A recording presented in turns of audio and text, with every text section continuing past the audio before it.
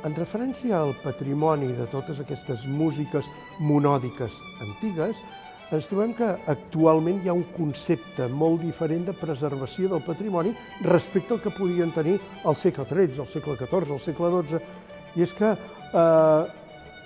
els manuscrits, els còdecs, els llibres amb música, els utilitzen mentre fan servei. No hi ha el concepte de conservació.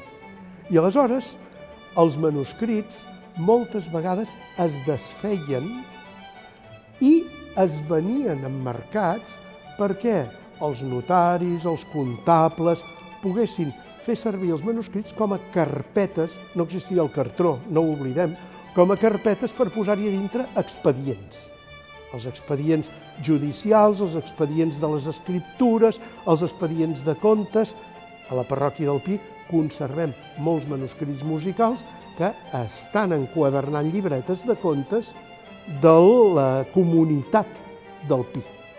Aleshores, aquesta és la conservació que avui dia ens permet retornar a recuperar els manuscrits litúrgics antics, que ja no servien, que no tenien una utilitat de facto, però que en canvi ens donen moltes pistes sobre l'escriptura musical i sobre la conservació de les peces musicals litúrgiques.